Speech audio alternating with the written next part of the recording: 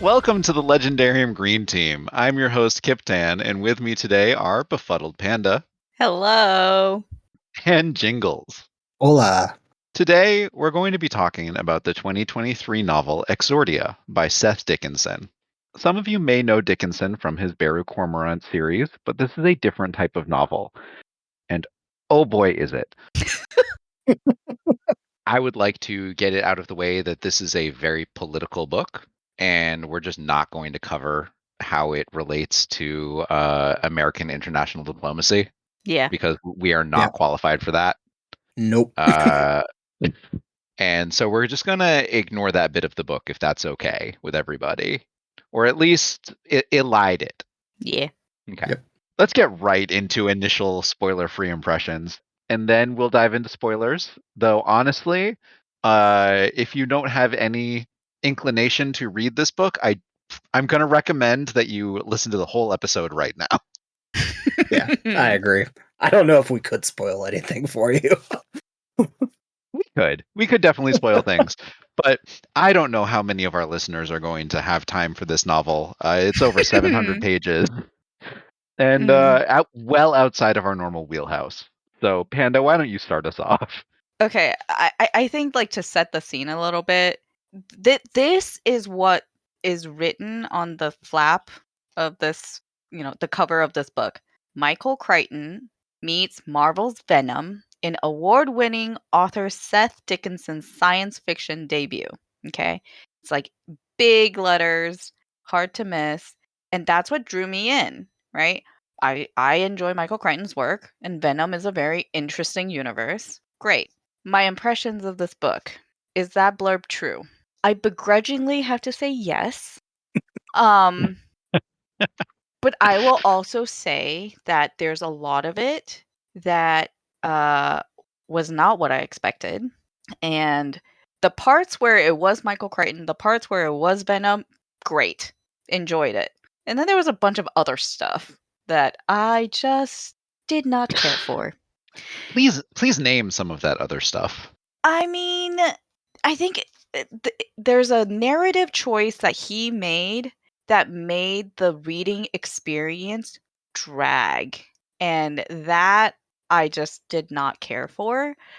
I was also not quite prepared for just how detailed he was going to go into science and math and philosophy.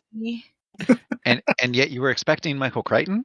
Well, see, here's the thing. Crichton has this way of like being able to still tell a good story with all those details and have like compelling characters, where the characters in this book were I would say the weakest part of the whole thing. I'm actually going to disagree about Crichton having compelling characters. I don't think he does. Okay, at least I haven't read every Crichton book. At least the Crichton books that I remember and I read, there were compelling characters. Okay. That's what I think for me, where it kind of I think I recognize the Crichton bit most in the scientific descriptions that were being throughout the book. Yep. But I think there is a level of Crichton has a level of being a little bit more concise and maybe more pop sciencey that this does not necessarily fulfill. Crichton also loves a diagram.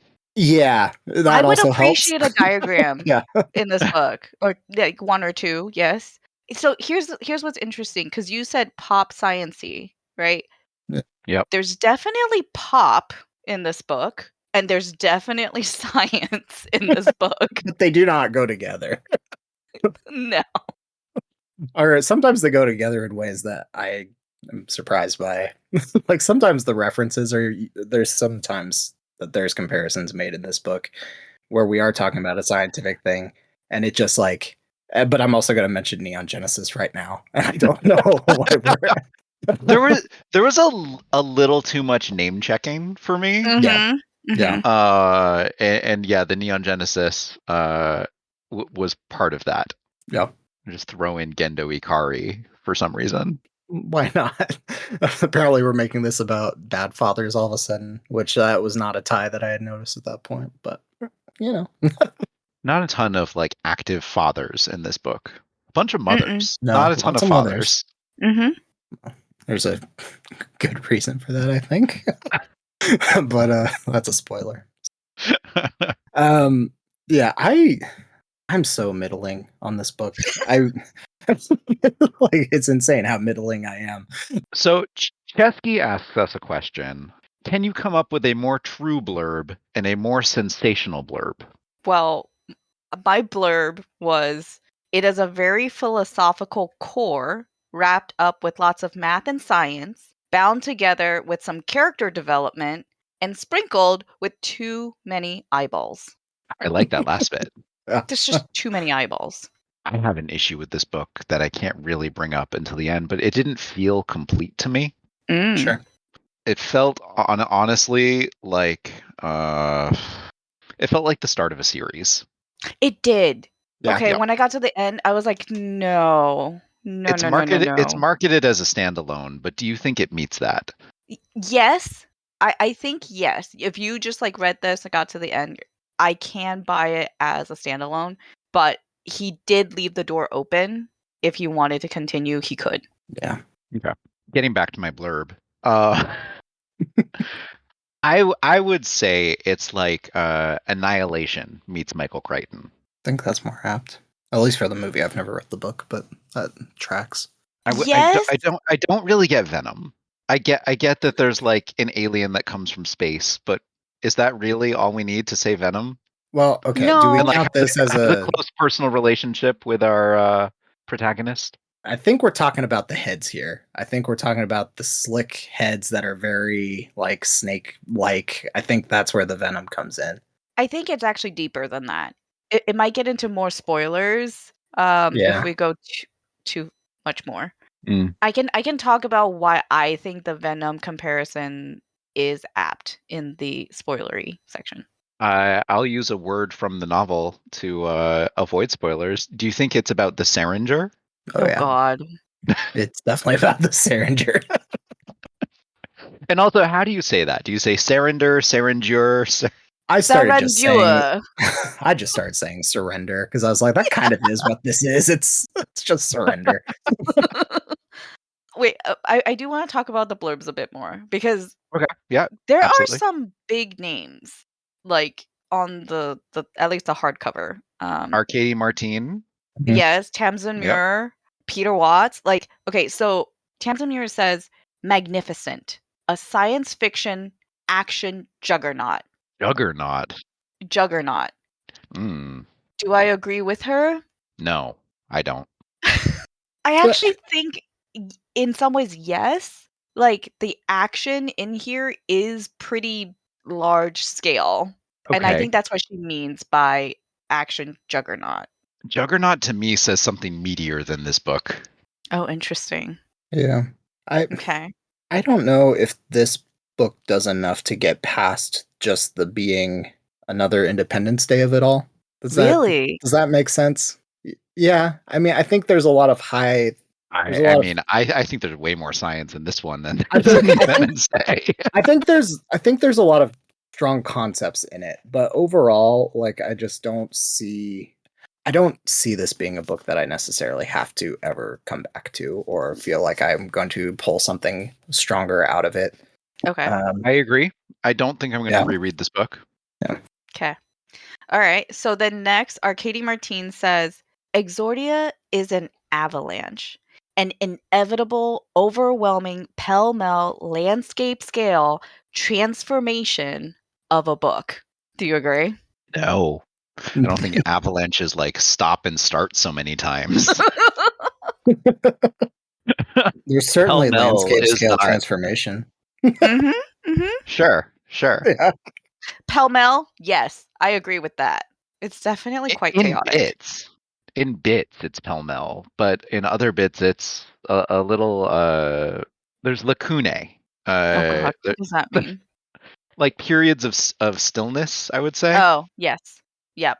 So I don't think it's all pell-mell.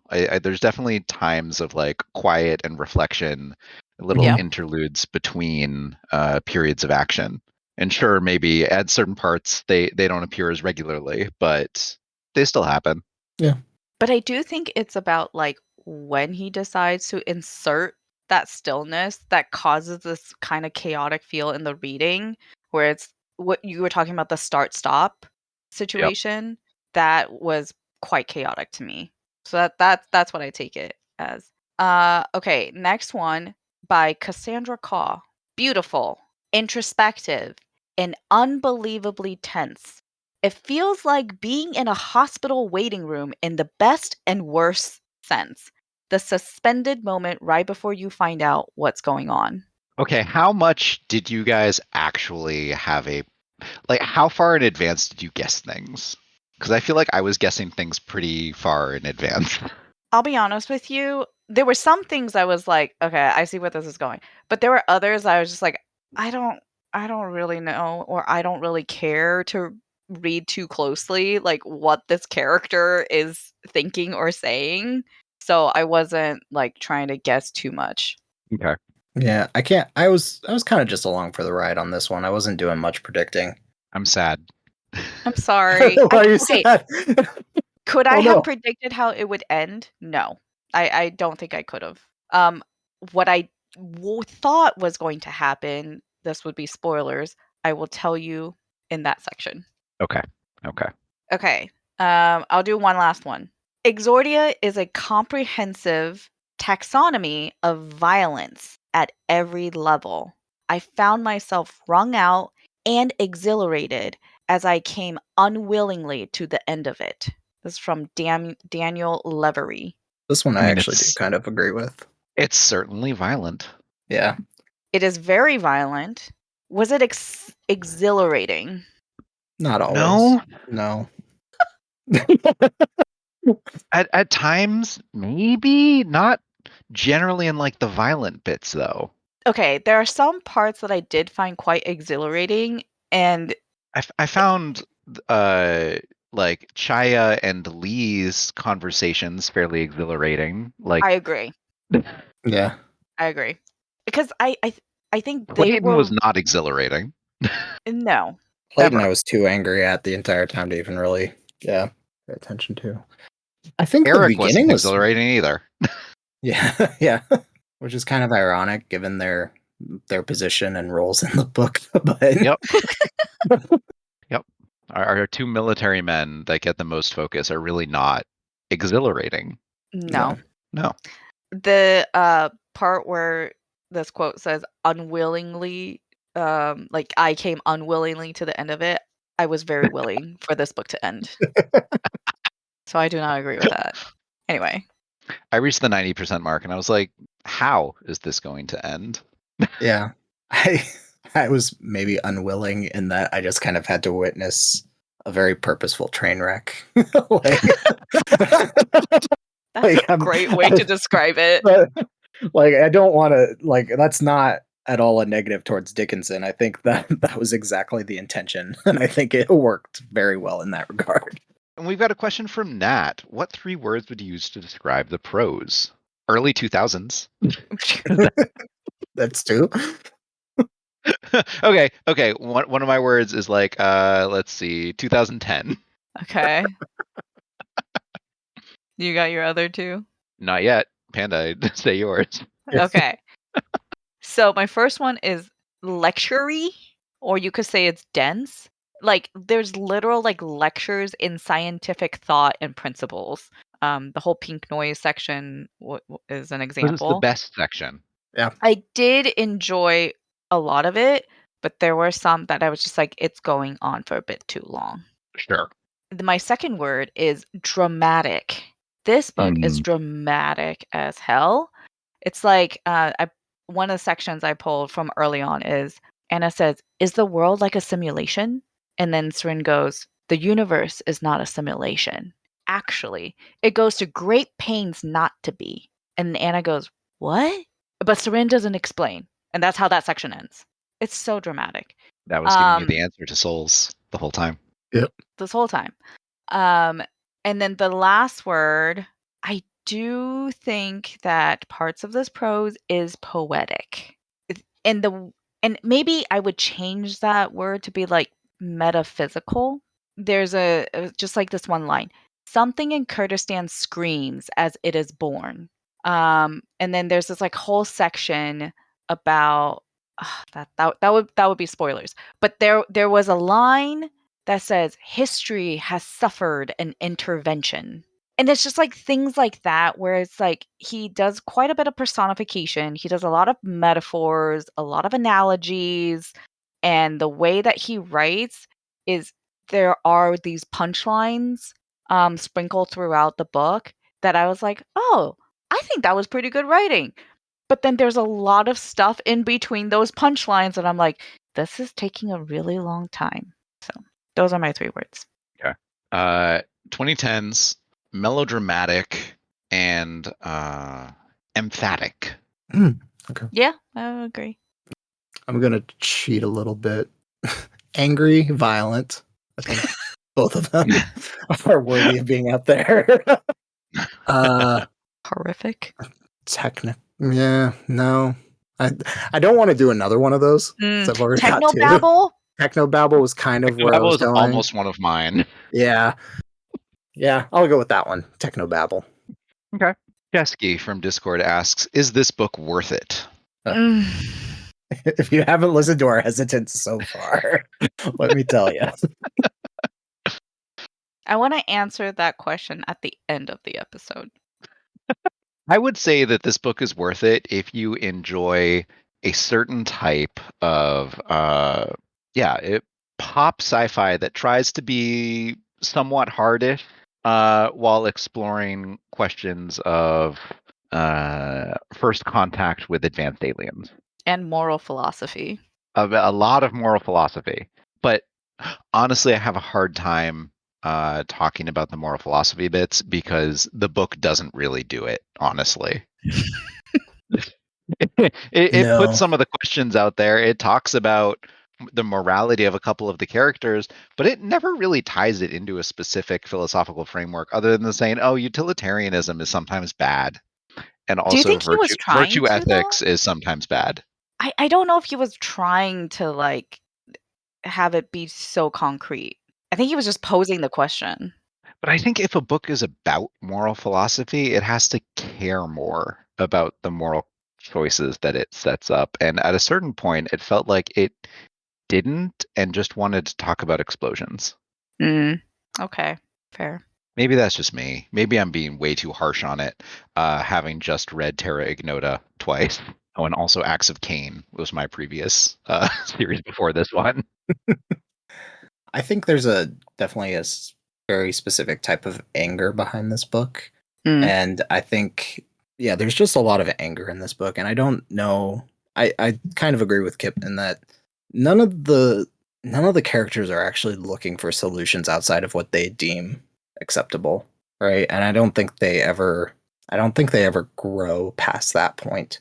Arguably our main character, Anna, like, I think she'll be a good example once we talk about her. I think there's a very strong case that none of the characters grow after encountering Blackbird, but yeah, Well, even before that, they grow in other ways. yeah. Chaya grows a lot. Might be the only one. Yeah. Do you have any other things that you want to talk about in the spoiler-free section? Did you have a favorite literary reference that it brought up or not? I just think about, like, who is the audience for this book? People who thought that Charles Stross's Accelerando was future-looking, but too dense with technology. Okay, I haven't read that, so I don't know. I'll act like I know what that means. That was from 2000. That's an older book. I don't regret reading this because I think it was interesting and it was an experience. A lot of times it was frustrating and not quite what I had expected or hoped it to be. I was expecting to like fly through this thing, but and it for it to be more of a thriller, but the like first half of this book was just not at all a thriller to me. When I was reaching the like third of the way through, I was not super happy with the directions that this book had taken. The first few chapters were interesting. And then, yeah, there's a bit of a slog. A bit of a slog as we like go back and we retread some ground. and all throughout, it's a confusing mystery around first contact. Right. Yeah. But eventually, I stopped regretting that I had chosen this book and actually became quite interested in it. Mm-hmm. So I give it a 4 out of 5 Ooh. in the end. Okay. I'm gonna go one lower, do 3 out of 5. I was really enjoying like the first 50 pages, and I was like, oh man, if this is the intensity we're keeping up through this entire book, I have no idea where we're going. This is gonna be fantastic. And then it just a halt. Absolute Mhm. halt. and and that really killed it for me. I mean, I I spent started like this a book. week in that halt. I spent like 3 weeks because I read those first 50 pages like around the time we said we were going to start reading, and then I have read like 4 books since then. Like, just could not get myself to come back.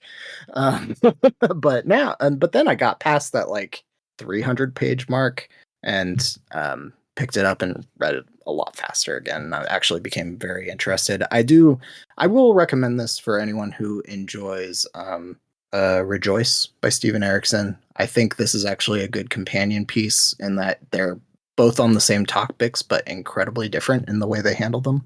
Mm. So I think that's probably worthwhile to do a comparison. Okay. Um, I think I'll give it a 3.45 for now. all right. I don't regret reading this, but at the same time, I was disappointed. I think it did a creditable job trying to be a first contact piece of sci-fi. It maybe wasn't entirely in the style I wanted, definitely wasn't in the pacing I wanted, but overall, I thought it was pretty fun. Yeah. I will agree with that. I just had to give up on it telling me the things that I wanted to know. Yeah. Mm. And I Okay. know Panda and I are probably gonna be at odds in this part, but I know the parts that I really started loving are the parts that she probably hated. So Well, you love horror. I know. That's why I was like, this is perfect. And I was like, Yeah. oh, hell no. I did keep telling you guys, oh, this book was written for me. This Yeah. book was made for me. Yes, All I've these seen little that. references. I don't think there was a reference to something that I don't love in this book, Do you love or at least Titanic? not many. I love the Titanic soundtrack. Nope. Okay. I don't think that's what he was referencing, but okay. But I absolutely adore the Titanic soundtrack. It is a Yeah. good soundtrack.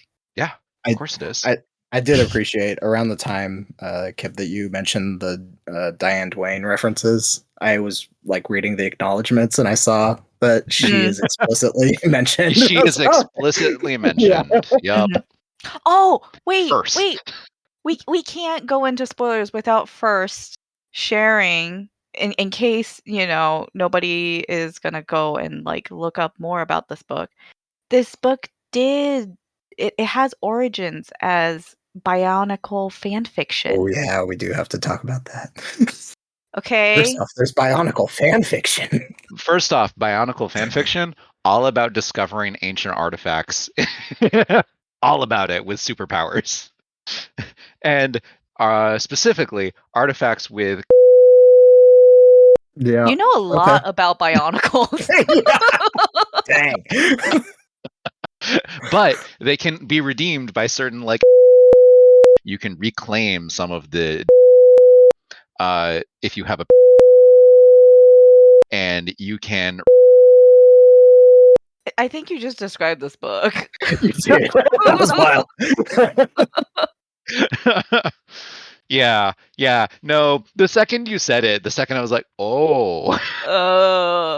Yeah.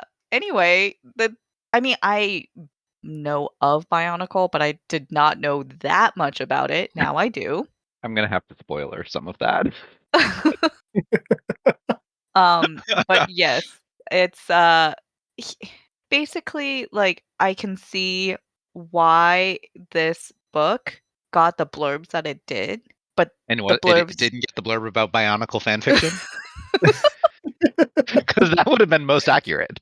I that don't would see have why been they most accurate. didn't do that. Yeah. Anyway. Okay.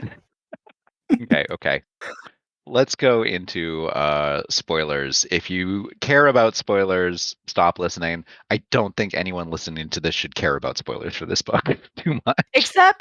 Except for maybe Huron. He's like the only person I can really think of, like in our circle, who would have a blast with this book. Aaron would Yeah, have a that's blast probably true. in this book because he'll get through it in a couple days and he won't care about the slog. Yeah. That's true. Yeah. We'll be fine. Aaron, think of it as a blind site written for earlier 20-year-olds. Interesting. Yeah. Okay, let's get into spoilers. So, first off, Blackbird. Did you guys think that the central mystery around First Contact for the Blackbird effect and all of that was interesting, understandable, overblown? I thought it was interesting. Me too. Yeah. So I guess I was lying a little bit. The beginning where we have Eric's team going in and seeing all of the just seeing all of the scientists dead, that did intrigue me quite a bit because it defied explanation at the time. And it turns out that there is plenty of explanation. So for what that's worth. But yeah, I enjoyed it. Did you have any favorite characters? Ugh. Lee and Chaya for me. Let's just say the bar is really, really low. Did you like Anna? Not really. Yeah. Anna's kind of hard to like, but at the same time, I feel very sorry for her. So I don't know. Yeah, Chaya and Lee are at the top of the list. I think I'm gonna go with possibly David as my. Oh, you like him? You know, the optimism of that guy is great. I'll ride with it. Okay. At least at the end. I don't remember him that well at the beginning. I just remember about the time he actually starts flying. Were Yeah. you thrown at all that this book was set in 2013? A little bit. I actually, yeah. Until about the time when I realized that's when he was actually like writing this version of it, then it started to make a little more sense. There's also some thematic things that I could try to connect to for why he would choose to do that, but it's probably not appropriate. No talking about how the NRO has been condensed into a singular person, and Clayton Hunt bears everything on his shoulders. Yeah, Although that is quite meta, as we It discussed is. in Discord. In the spoiler section, how did we feel about the triad of Clayton, Eric, and Rose Maria determining the fate of Earth? And the manager Troy joke? Is that just like a 15-year-old boy kind of thing? I don't know. I really did feel like this was written by a 15-year-old boy in certain parts. At times. Yeah. That entire love triangle is a Tiring. nightmare. Yeah, it's exhausting. Tiring is a good word. Yes. And did I need a third of the beginning of the book to be about it? No, I got the gist pretty fast. I'm good. Yeah. I also didn't really need the hell recap of Anna making her choice over and over and over again. Yeah. Yeah. Although I think that was to make a point. It wasn't bad. It was a fine section, but I feel like it had already been referenced and flashbacked to so many times prior Yeah. in the book that I would have preferred that they just kept it an entire mystery until that point. I agree with you. Yeah. I think that's kind of when we got to that point, I was kind of expecting some sort of change or reveal that would have. I was expecting a reveal. Yeah. And there wasn't Same. one. And there just wasn't one. It was just, nope, this was exactly what happened. This is what we've been telling you the entire time, which I guess in itself is, yeah, trying to make a point.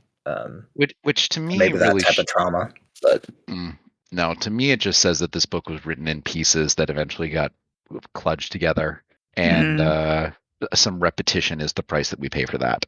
I can see that, yeah. You didn't want to throw out this. I do believe that the hell sequence is written pretty well, and it's probably a lovely little short story bit. But I don't think that it needed to take up the amount of time that it did in the climax.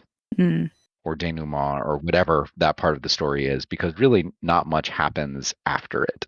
I do think that what you said before, if he wasn't so repetitive leading up to it, that bit as it Would have been is great. would have had much better impact.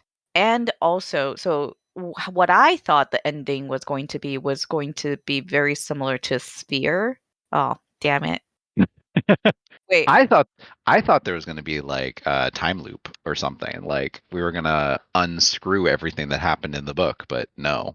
okay, I don't know if you can keep that in because I don't want to I spoil Sphere for other people. I don't think you spoiled Sphere. I think you're Okay. okay. Yeah. Okay, cool. So I thought it was going to end more like Sphere, which Sphere was an inspiration as well as Andromeda Strain. I love Andromeda Strain. Which I mean, you can tell the Andromeda Strain influence for sure, and you can also tell the Sphere stuff. Yep. And I thought it was going to end more like Sphere, but that isn't quite what happened. So I mean, I thought we were going to get more pieces of perspective from Blackbird itself instead of just the one. you The mean second like, when we got the first POV from Blackbird, uh-huh. I was like, "Oh, this is what I want. This is where we're going to learn things about the origins of the universe and the Oh, creators and all of that." But no, we get none of that. you No, know we're just what? gonna turn it into Rosa Maria. That's gonna be in the sequel that It is going to eventually be in the he will sequel. write. Yep. Yep. And I hate it when authors just dribble something out and in hopes of us buying the sequel. Just dribble out the facts, Yeah. the backstory. Yeah. Especially since he provided so much backstory uh in the first half of the book. Sure. Yeah.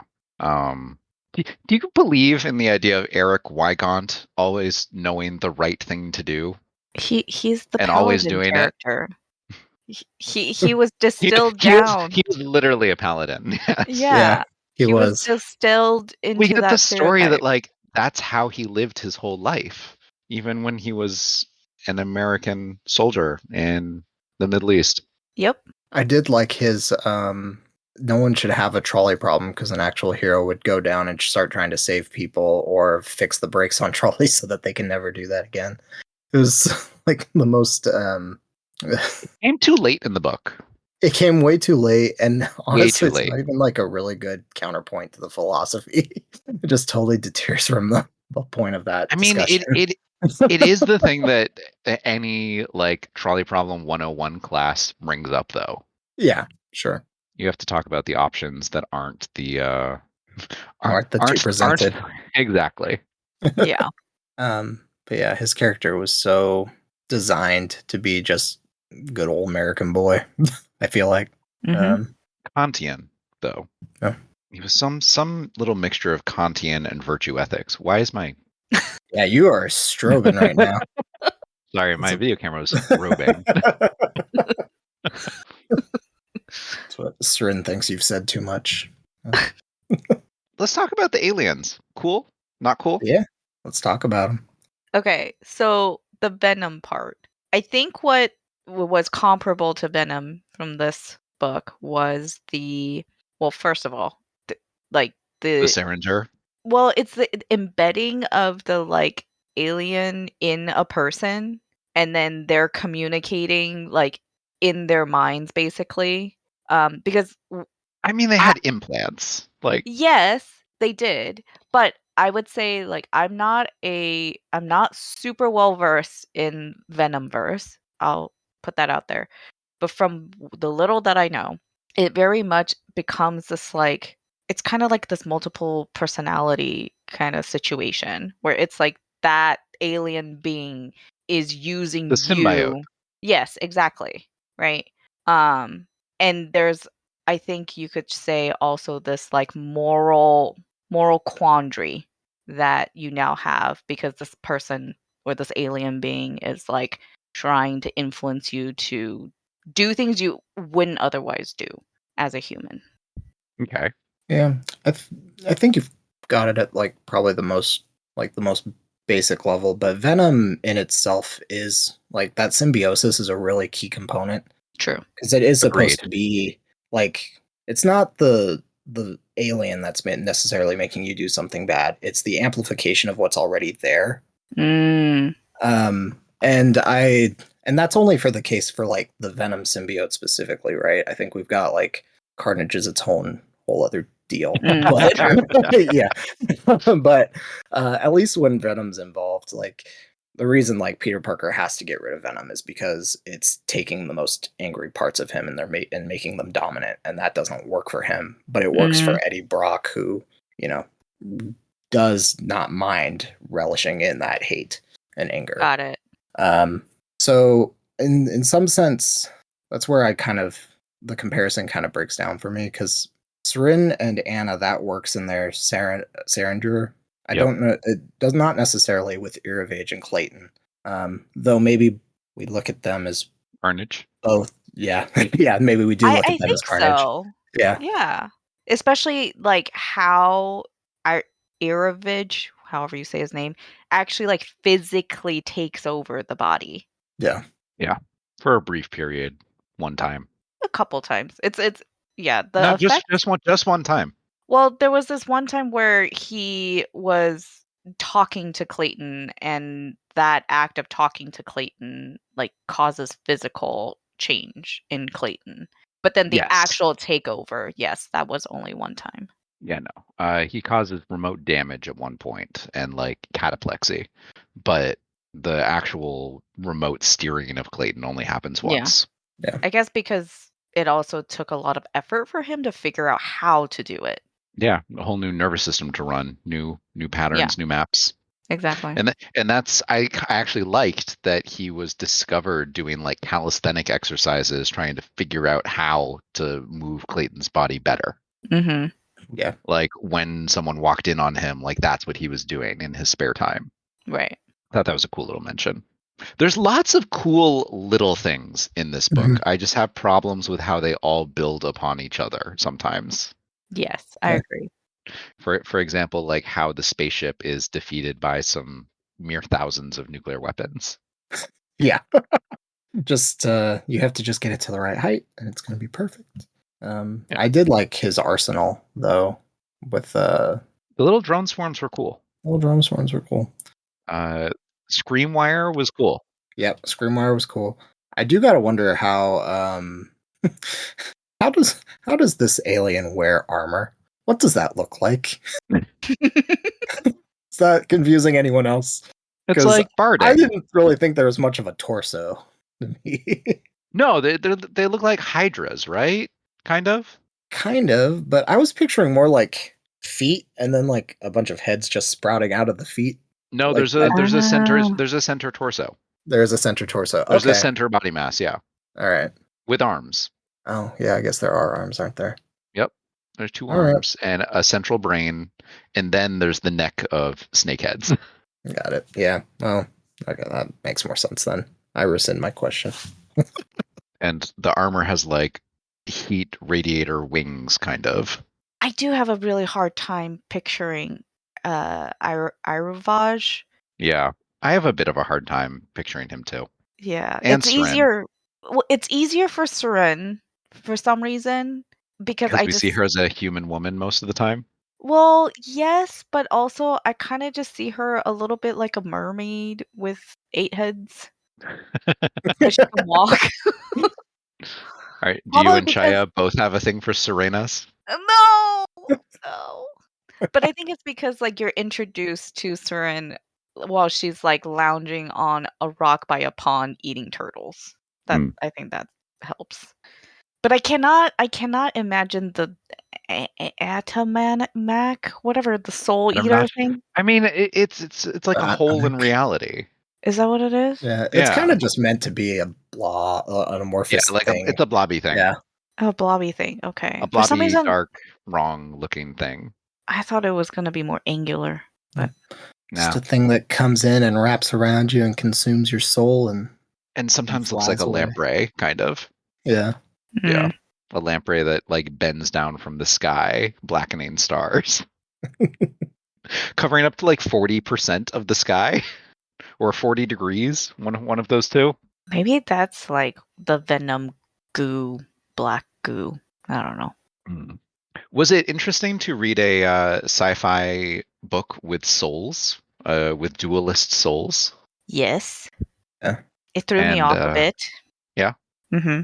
The religious motifs in this book are interesting, considering that it's really not totally interested in actually looking at any one religion. I don't know. It's like Lots of this. reference to a rosary and not much Yeah. else. Yeah. Mama, Mary, Joseph, Jesus, whatever, Yeah. whatever Chaya keeps saying. Some swears, some epithets, but not a ton of actual theology. No. And I honestly, I I'm don't fine think with that's, that. yeah, that's what he was interested in.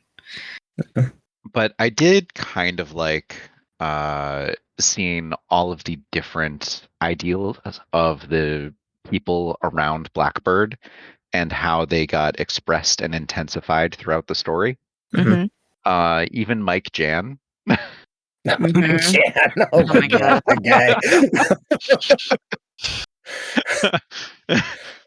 Did anyone else do like a triple take when he started talking about getting people to dress more modestly on base? guy. Yeah. Oh, I probably skimmed that part.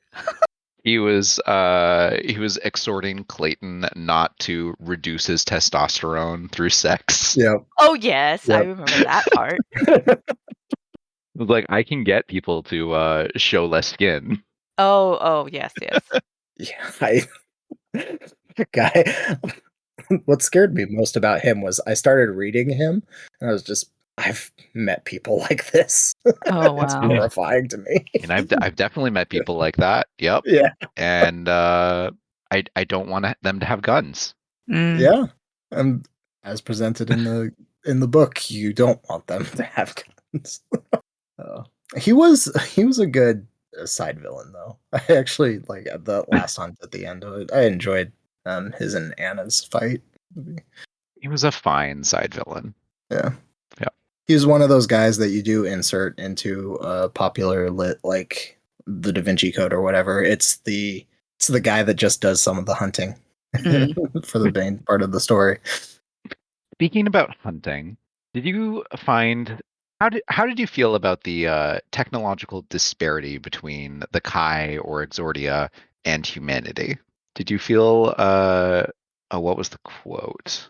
Did you feel like it was the Matabele running into the Maxim machine gun, or did you feel like it was something weirder or less extreme or more extreme? I really loved that there was a Maxim machine gun reference in this book. It was written for me again. I don't know what that is. The Maxim machine gun was the first gun that used the ejection of a cartridge to load and fire the next one. Okay, got it. It was the first automatic gun. That I wasn't like a see. Gatling gun which rotated barrels or whatever. Oh. It used the actual energy of the bullet recoil to make an automatic weapon. And there were instances in British colonial expansion history where a single Maxim gun would hold off thousands of Mm, people who didn't have one. yeah. I mean, is that like the main difference well, actually, between like the deaths in World War One, the death count in World War One and World War Two is That's complicated and beyond the scope of this episode. But okay, the Maxim gun definitely increased the death in the World Wars. for sure. Hmm. I want to make a Babylon 5 reference here. Okay. Do it. Yeah. There were lots of Battlestar Galactica references. Did you catch any of those? I haven't watched Battlestar Galactica, so I likely did not catch many of Okay. those. But the Babylon, when you talk about the difference in like firepower, there's a particular, and this might be Babylon 5 spoilers, I guess. So if you care, don't listen to this part.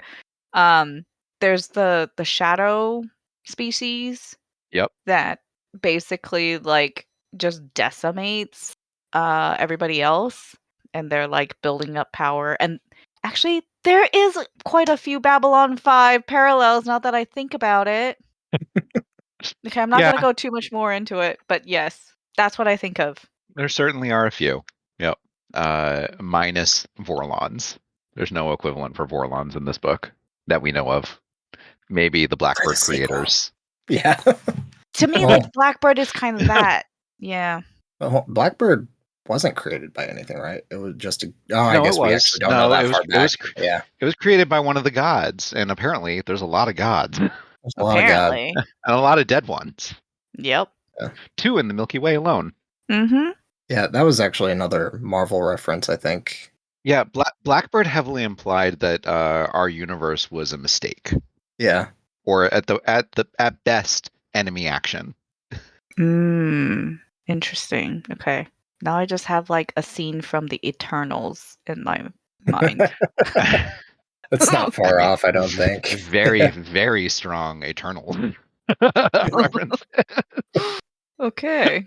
But yeah, do you guys like when aliens are so one-sidedly militarily superior? I kind of do. I appreciate it. Especially to 2013 technology. Yeah. I like it in my fiction. I don't want to think about it in real life. Fair. All right.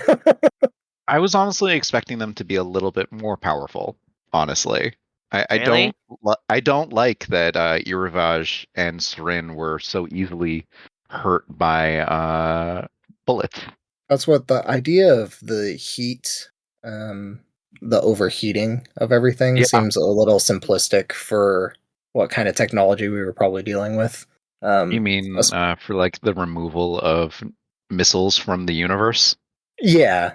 Like it just Was there no lower heat option for Srin to use? Could she not have simply detonated them in midair or caused them to fizzle or, removed a part of them? yeah, Maybe just the fissile anything. material? Don't blow Kurdistan into oblivion. I don't know. It's a very complex process, okay? She's Were you- like very trained to do this very specific thing, operancy or whatever. Yep. Yeah. Was operancy explained to you in enough detail that you felt comfortable with its effects as plot relevant? Honestly, not really. No. Do you have any questions that I might be able to answer about it? Like, how does it work? Yeah. How does it work? Okay. That's the question. I mean, I can't tell you exactly how it works, but it is like it's the intimation that there's some sort of cheat codes to the universe, essentially, that you can Okay. exploit the interface between the soul and the body to cause something improbable but possible to occur in this universe instead of just as a thought experiment of free will. So if you have a really big soul and you could make a decision that would cause a large change in physics, because in order to escape determinism, the soul has to be able to freely act regardless of whatever physics say is happening to the brain. So if you use your soul to basically inject false information into the universe, you can overwrite the actual universe. I see. Okay. That does hurt my brain. I But mean, it's also it has no basis in reality, so whatever. yeah. Yeah. Or is it because our brains are too small? Like our souls are too small Our to souls are too comprehend it. small. Yeah. Yeah. I mean, it is like the cheat code of the meta narrative of this entire story, where the alien species is so above the comprehension of what humans can do that they can pretty much do whatever they want. Right? I mean, am I catching on to that correctly? Close to whatever they want, and they're like Yeah. spaceships are an extension of that. Yeah. As But it like has a mechanisms cost. to yeah, But it has in a cost heat, though. I guess. In every single nuke on the planet. There's Yeah. Yeah. I don't know if I like the idea that humans have spell slots or that the Kai have spell slots based on heat. Well, if they were Yeah. all powerful, right, there would be no plot, like there would be no story here. No, because there would be 2 of them. There's still 2 of them. Srin could be helping. Yeah. That's And the Srin horrific does thing. help quite a bit. With like lending parts of her hive to Kaji, or however you say her name. Yes. Yeah. Like Yeah. you can have aliens defending against aliens, but I don't know. I don't know how I feel about the Defilad gun that Irivage was using falling apart so early on. I And didn't then feel like it was early. I was like, I don't know how they It wasn't. can It beat wasn't it. too early. That was the one moment. It was like, oh, okay, this is no longer as unwinnable. But Yeah. I'm not sure how it happened in the first place. right. It just they bombarded him enough, right? Yeah, Because but then that like was their tactic for They the did, but spaceship. the time on it was this, their like one victory against him. yeah. I'm trying to remember. Did that happen before they were up in the air, Yes. or were they? Yeah. Okay. Yeah. He was coming down in the valley towards Blackbird, and Mhm. it was like the only thing that they managed to do to like actually deplete his long range power. Yeah. Right. I'll be honest with you, a lot of the mechanics of like how the ships work and what they were trying to do, like how the Blackbird flies, and I did not follow. The things that did make sense to me were that Lee was teaching Blackbird how to fly based on mathematical equations. Like that part I get. But And Blackbird the was unimpressed with all of them. Did you notice Yeah. that? They were all too simplistic. Yeah. It's like, well, that's a kludge. That's stupid. I guess it'll work, but it's ugly. but like their whole like plan about like pulling the ship closer to the ground, and therefore they were able to like do whatever it is to hurt it. I'll be honest, I did not know what they were talking about. Which ultimately turned out to be fake. Yeah. But that one, they did have kind of a simpler explanation of they needed to get it lower just because they hadn't designed Sight lines. missiles to go that high. Yeah. Yep. Oh, okay. All Yeah. right. That Get makes it a lot more lower. It sense. can't target as much of the sky. Okay. That part makes sense then. But the other one, so the first ship, like Iravaja's ship, is that the same Yeah. concept? Well, that one, they collapsed its drive field by ramming it. Okay. And that one had to be stationary because if it had moved, it would have taught Blackbird how to move. Right. So that one actually made a lot of sense. I really liked that bit. Got it. I didn't like the idea that they were just like playing tag or keep away with this other warship, though, even though Yeah. it was, as they said, configured for planetary bombardment and not ship to ship combat. Yeah. Yeah. It seems like there was a solution with Blackbird just involved. I also It seems negligent to send something entirely for planetary bombardment on a recapture mission. yeah. Although I mean they And they brought the up Exordia cobalt weapons, but then was didn't really talk about it. yeah. I think the only thing they mentioned was the cobalt was used to make the explosions hurt more. Pretty much. Yeah, Was I think what it came down to. Yeah. which is a real thing. Yeah. And there's actually some really cool like my camera's not strobing again. There's some like cool espionage history in the U.S. about cobalt bombs. This was actually the first time I've heard of cobalt being used for that. Yeah, it's one of the first like publicly announced doomsday weapons. Okay. If you add like a cobalt jacket to a thermonuclear bomb or any nuclear bomb, it drastically increases the amount of radioactive fallout. Gross. And so it can be used to render large areas of terrain uninhabitable and devoid of life. And with enough of them, you could pretty much pollute the entire biosphere and kill the majority of life on the planet. That fun. and like back when the Manhattan Project was just being declassified, some scientists went on the TV and were like, "Oh hey, this is a thing that could potentially happen." Yeah. Hey. So where does that I mean this was just an alternative to nuclear winter then? As like if we're talking about results coming out of I bombing mean, or yeah, nuclear yeah, warfare. I guess you could call it an Yeah. alternative to nuclear winter. Yeah. Though that's more about like the ash and ejecta clouding the atmosphere and preventing solar radiation from getting to the surface of the planet and cooling down surface temperatures. Got it. And cobalt just kills things. No secondary effect of like plant Right. life being unable to see the sun required. You don't have different type of fallout Yep. basically. Yeah. Eerie topic. But I wasn't expecting the Earth to get nuked so many times in this book. Was it? Nope. Were you guys? Nope. No. Not at all. And It's like what was it, 20 cities? Yeah, Yeah. That was a rough read. either 20 or Mhm. 30. Everyone. Yeah. Yeah. And then everyone having to call their That part. families. Okay. Yeah. Did you appreciate the part where he took the time to have like all these characters like call home and like say their Say goodbye. goodbyes? How do we feel about that? I would have loved it more if it hadn't been another time to focus on Rosemaria and give the same apology a second time. Yeah. Yeah. I object so strenuously to the chaotic triad relationship in this series being explored as much as it is, but also as shallowly as it is. Yeah. And spending so much time on Clayton's sex drive. So much time on Clayton. The man is Sure. just Sure. hard to listen to. Yeah, I would agree with you. I kind of like Rosa Maria's stance at the end, but at the same time, you're right. It's just for how much effort we've put into this relationship, this triangle, none of it at all mattered to me. Like, But hey, Clayton and Eric finally had sex. they did. So proud of them. I'm not. I'm really not.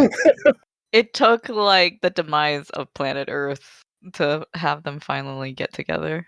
Yeah. With one super drugged out angry lady. Oh. I don't know what to think of this Oh. ending, guys. This ending is rough for me.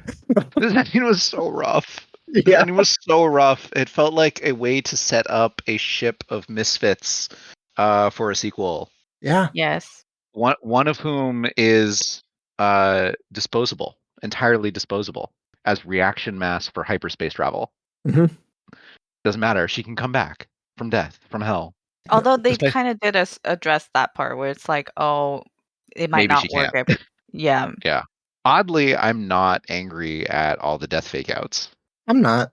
I Not I at was all. more impressed when I thought Eric was just dead at the beginning. I was, oh, hey, we actually just got rid of the guy. Okay. That was quick. Good job, Jan. You did Good job, you Jan. did something interesting. That's fine. Yeah. No. Jan was weird. My Jan was. Jan was so weird. What a weird insertion into this. Okay. Let's get back to the Blackbird effect.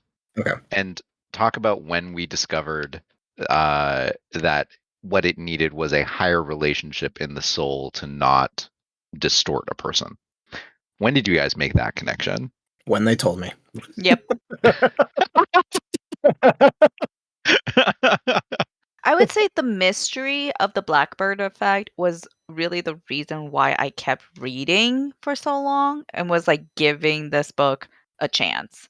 Because Really? that Okay. part was what was really interesting to me. Even though I absolutely hate the body horror effect. Like that was so difficult for me to read. And it's gonna haunt me for a while. Reminded me of Annihilation and Full Metal Alchemist.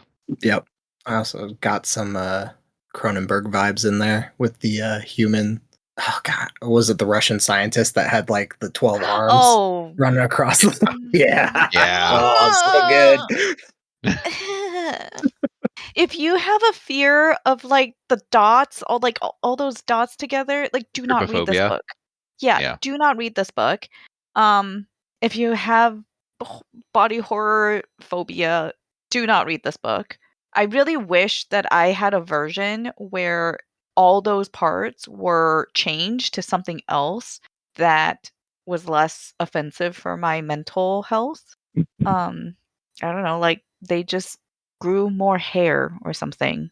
Don't read Hell Followed With Us then. I don't know Yeah. what that is, and I will not look it up. It's a very good book. I'll take your word for it. If you can have a panda-fied version of it, then I will read it. I don't know if you want a pandified version. No. Okay. No.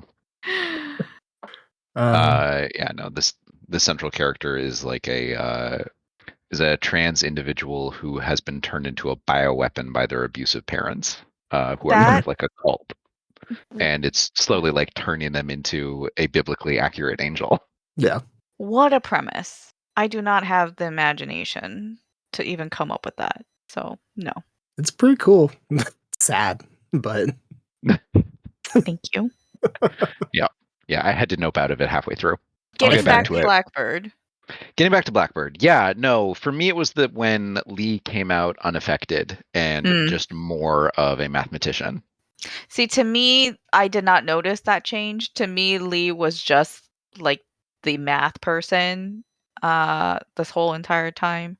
But I And she guess was the whole time. yeah, she just became more of that, I guess. So, good job for consistency. that's what I think the part I liked was the when we brought it more to like the meta concept of all things needing to Mm. expand and become kind of more of their true selves, and like looking at text and seeing like the words just become gibberish. That That was cool. was a cool idea. I enjoyed Yeah. that concept. I did not at all tie to it the idea of a soul expanding and Yep. altering, but I was like, okay, so this is something that moves beyond just like a basic disease, which was interesting to me. Yeah, I Yeah. agree. No.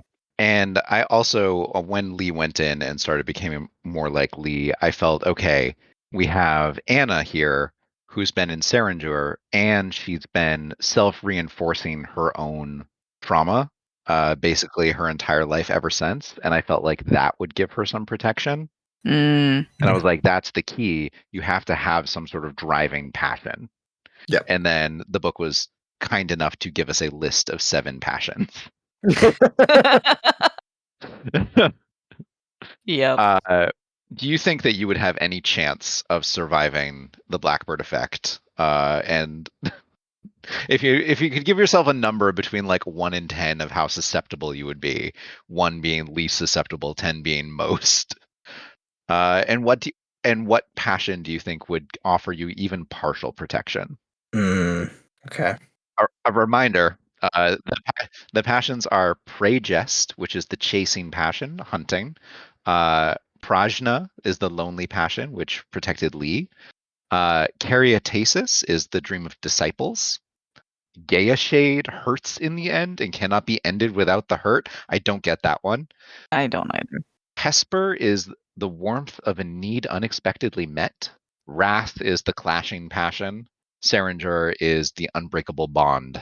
Okay. So Gay Shade, that was the one you said you were confused about. Yeah, Yeah. think in the end. so. There's 2 different descriptions that come into the book. The ones at the beginning, which Srin provide Anna, Yep. and then the ones that Iravage provides Clayton. Clayton. Yeah, Irvage And calls Gayshade the falling knife, the love doomed to Yep. die, the love powerful in doomed to die. proportion to its pain. Yeah. So I think that's a really fancy way of saying this is tragedy. Yeah. Yep. Okay, back to your question though. I don't. Oh man. I think mine, if my understanding of it is correct, would be Caryatasis. The dream Yeah. of all disciples binds students to teacher. One soul changes many, and many change toward the one. Yeah, Do you think you'd be that's a a good one. follower? I'm not. It's kind of like you're a follower, but the leader. You're like becoming both, right? I mean, So a disciple is a leader of non-disciples, I guess. yeah. So I think I would be that because I'm not somebody who's like, I want to be the face. I don't want to be the number one. I'm okay being number two, Number two is like you're following somebody, but then you're also a leader because you're number two and you kind I of would like I would hope that Prajna would be mine. I want to be Okay. Lee. I can see Lee, that. Lee is my ideal. Yeah. Wait, then Oh, who's you think Lee falls into Prajna, huh? Oh she's no, that's explicitly stated. yeah, Oh, she's is the it? need Oh, for okay. Yeah. truth, right? I Yep. The missed need that for one. truth. Yeah. And Chaya is Caryatasis. Okay, I had him switched. I think Mm. I actually did write down who I think each one of these represents. Because whenever Chaya starts thinking about like, oh, I should go check in on what Lee is doing, her symptoms go away. Yeah. Oh, sure. And Okay. I think that makes sense where Chaya is the one that resonated the most with me in all of these characters. Wait, I want to hear Jingles, Jingles. your mapping. of the characters to the passions. My mapping. Okay, so I have Prey Jest, which again was the hunting passion. I put that as Eric. Prajna, I just switched these, but Prajna is Lee. I put Prey Jest as Mike Hunt. Sorry, Mike Jan. Hold Mike up. Jan. I misheard you. So did I. I was like, whoa. That will be edited. There's a major hunt. There it is. You don't think Clayton is the? Well, Wrath. so that's the one. He's Wrath Clayton and explicitly. Eric are Wrath. Yeah, It's like the two of them, but his last name is also Hunt. it is. Yes, it is. So I mean, I kept trying to yeah. I Okay. kept trying to make jokes about that the entire time I was reading. Mhm. And then the book kept making them for me. All right, continue with your mapping. Okay, mapping. So I based this on the 7 survivors. So that's why Mike Jan is not in here. Okay. Yeah, okay. that makes sense. So that's why I put Prey Jest as Eric, because I think, hunting does match up to Roth in some way. Geishid, the love doomed to die, powerful in proportion to its pain. I put Kaji. Mm-hmm. Okay. Warmth of a need unexpectedly met for Hesper. That's Davud. Mm-hmm. And then Interesting. Sarander is Anna. Do we count Rosa Maria in there at all? I didn't. I don't. For the same reason I didn't count Seren. It's because they're the alien entities. Okay. Which I don't know if that's accurate, but I figured Anna and Seren are Sarander together. So Yeah. My theory about Rosemaria is that she states in that early point of view that we get from her that she was born from the wrath between Clayton and Eric, but she has given up on that. That is a piece of her past. It's still there. It's still dark ink in her soul, but it's not her primary passion anymore. Mm-hmm. Personally, I think that she is going to assemble all 7 passions from her inhabitants and transcend and become God. But interesting. that won't happen until book 2. If we ever get it. That's a book 3, I think. That is a book 3 thing. It probably is a book 3 thing. But no. At the pace this book's moved, that's a book 2 thing. That's a book 3. But she'll do it wrong, and then she'll have to do it right in book 3. Oh, interesting. Okay. But I think that Hesper is found in Lee and Chaya's relationship, where Lee does not really expect an Iron Tea to love her.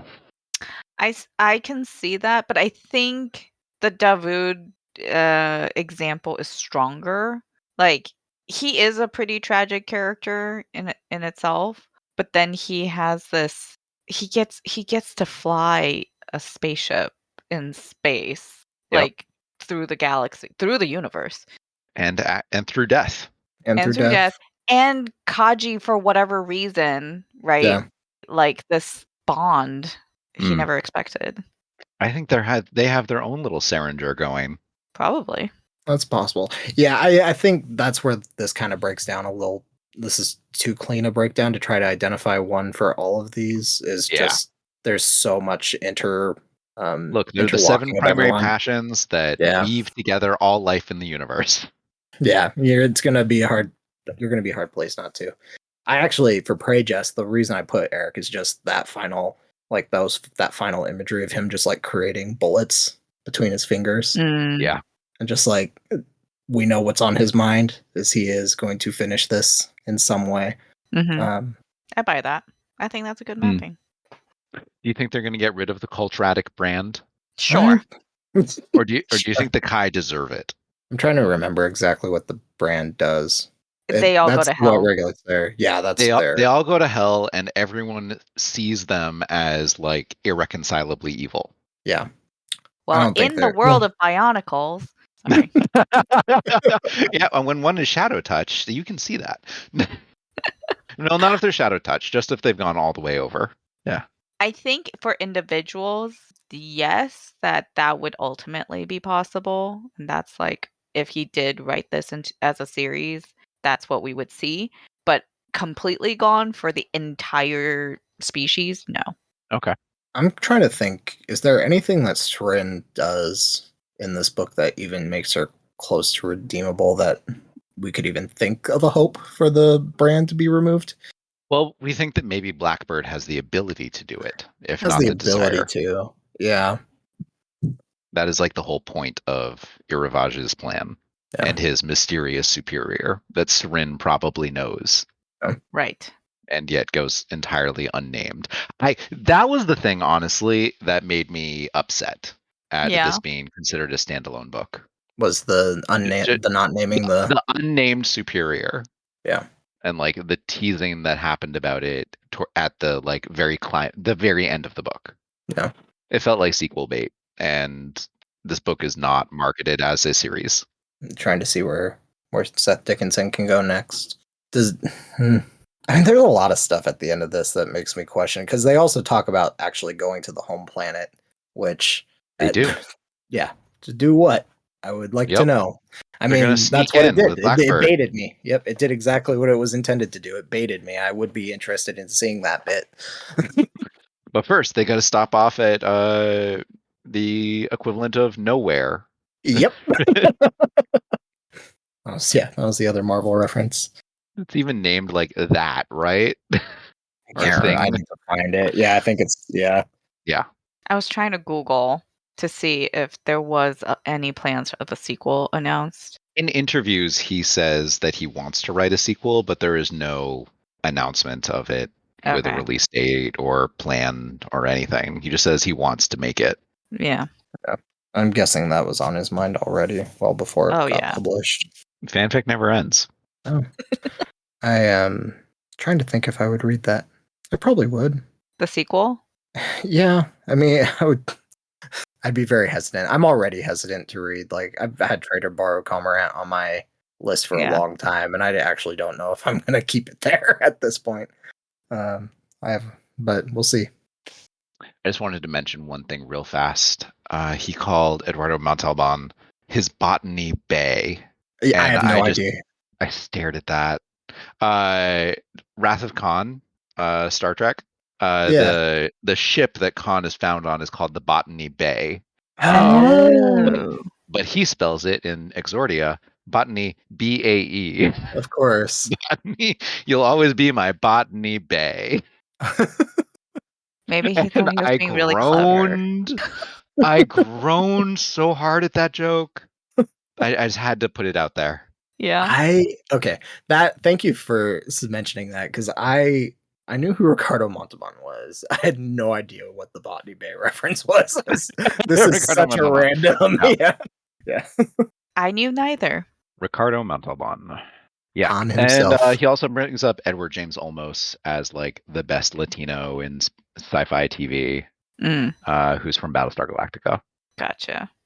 He's pretty badass. I'll give Yeah, him that's that. definitely the fan fiction part talking. All the references. I'll think. Yeah. I couldn't believe that they brought up the Young Wizard series from Diane Duane as a bonding moment between Eric and Anna. I definitely glossed over I was that. like, wow, this is written for me. Wow.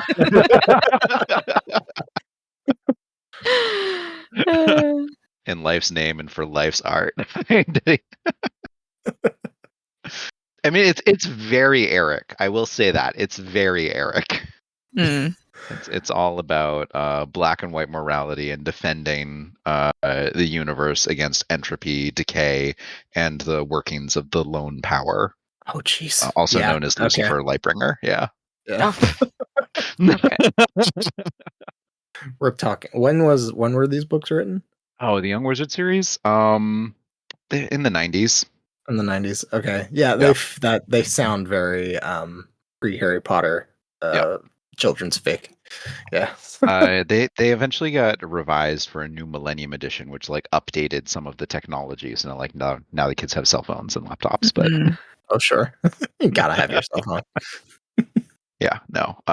Originally the third book had some like command prompt stuff. Of course it did. the height of teenage genius on a Hey, computer. it was the height of Apple laptops being Yeah. Oh God.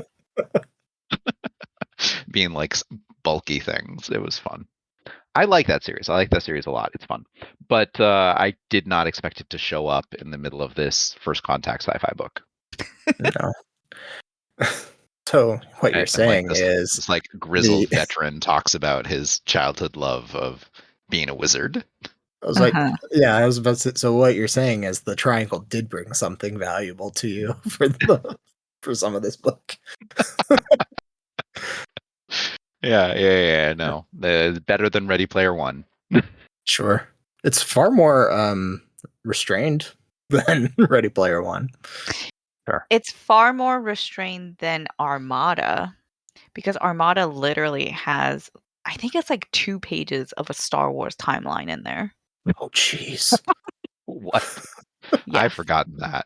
I've forgotten that entirely. I'm sorry I reminded you of it, but I think we should wrap up. So yeah, any last thoughts before we close up? We've been going for almost 2 hours now. This has very little to probably do with the actual book or its intention, but the discussion of fractals gave me just so many poor flashbacks to another book that I don't even know if I want to name. But, To Sleep in a Sea of Stars. That I after reading that book, I was like, I'm okay if I never see the word fractal again. And then it just pops up just as many times in this one. I really liked the exploration of entropy. this was more enjoyable than To Sleep in the Sea of Stars? To Sleep in a Sea of Stars has a more Venom-like character. I'll put that out there. That wasn't a comparison. Whoa. But no, this was definitely a better read than that. Sorry, Christopher. Okay. Kip, you had when we had first started reading this book, in our DMs, you were like, "Uh-oh. I'm getting like Battle of the Linguist Mages vibes from this Oh book." yeah. I was curious what you meant by that. Having never read Battle of the Linguist Mages. Okay. Which we have So- an episode on if you want to go listen to our rant about it. Battle of the Linguist Mages was all about the power of punctuation marks Oh god. and grammar and magical phonemes that can change reality. And this one started about like narrative technology, and then it mostly abandoned that. Yeah. It became more meta.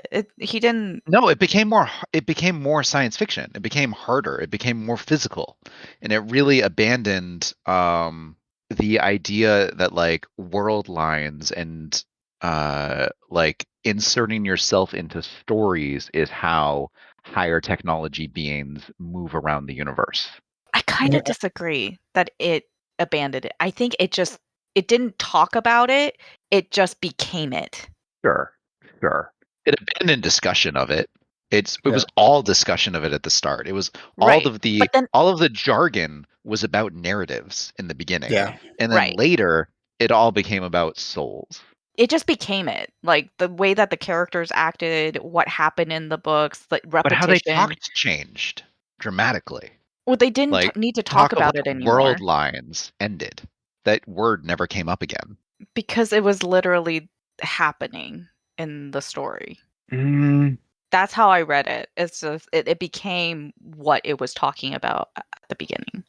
I disagree. I think it started withholding dimensional jumping technology or like nomenclature and jargon because it would have presented too many options for the final fight, and it really wanted to restrict it more into 3-dimensional space.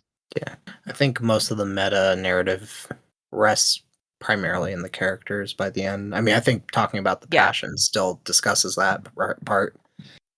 But I see where you're coming from. Because it did kind of start with that thesis of we are going to have a very highly meta interaction with these aliens, and then it becomes jumbled for sure. I mean, slingshotting past death or whatever. Yeah. Never brought up world lines. It abandoned the jargon. Okay, That specific jargon. sure. Panda, when I mentioned self-organizing criticality in the chat, you had a strong reaction. How did you like that section of Technobabble? Honestly, I was like, everybody, if you see it, you can recognize what it is. But the way that it's presented in the books, it is like, oh, this like magical thing.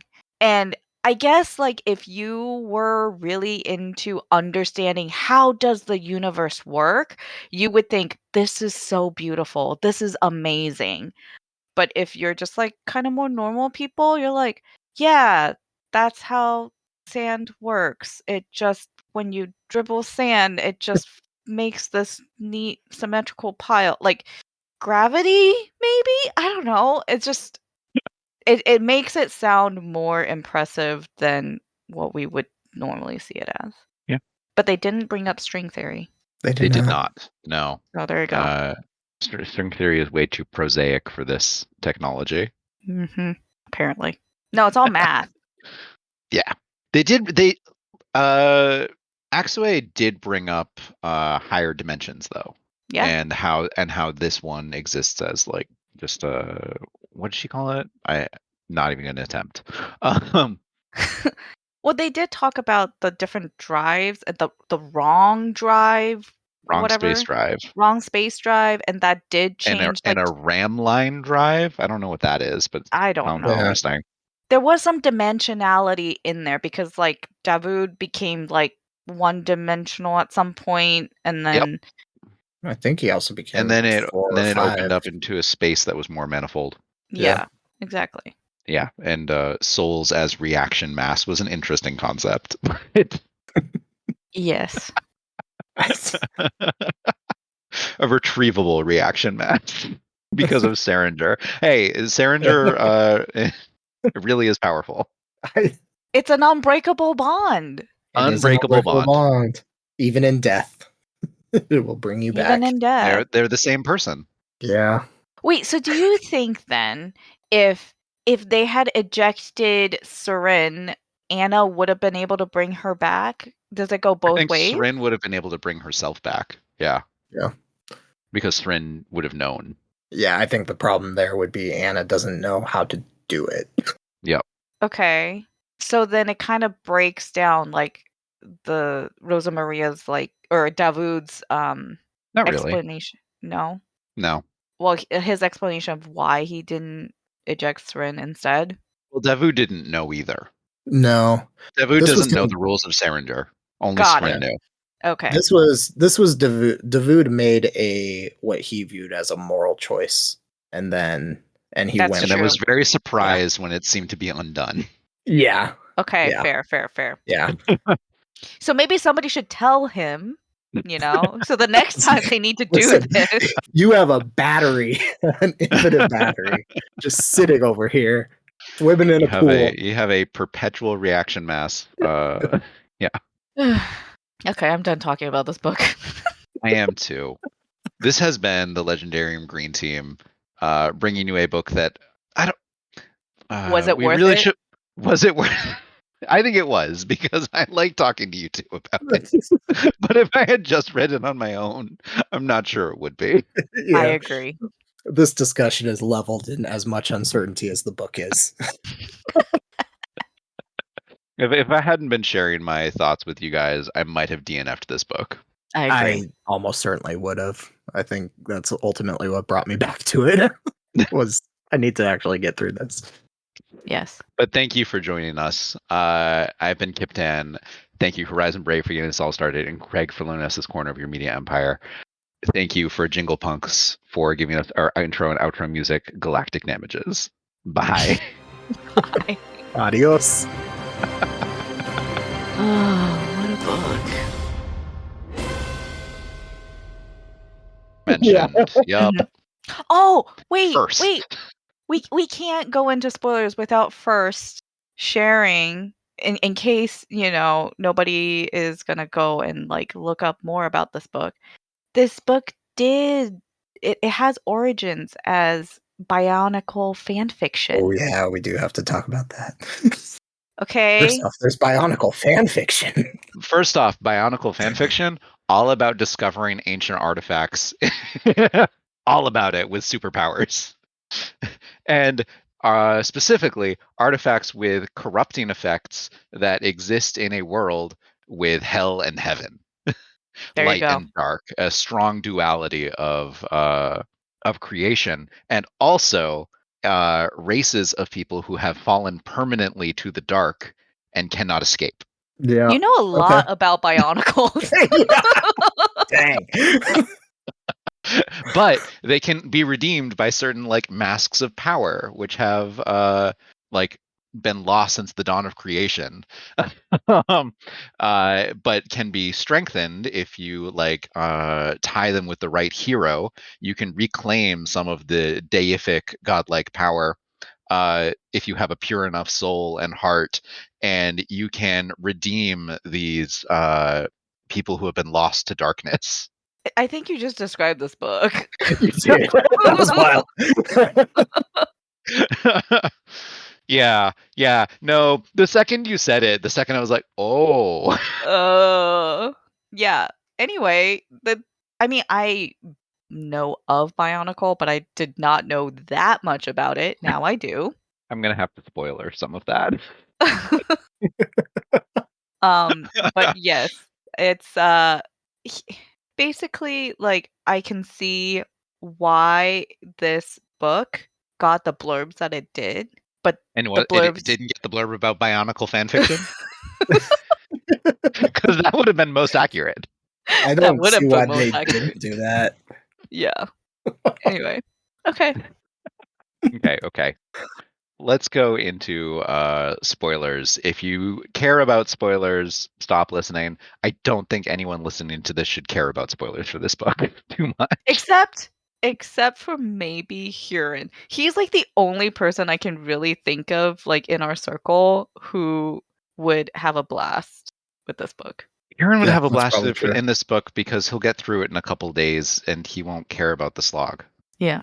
That's true. Yeah. We'll be fine. Aaron, think of it as a blind site written for earlier 20-year-olds. Interesting. Yeah.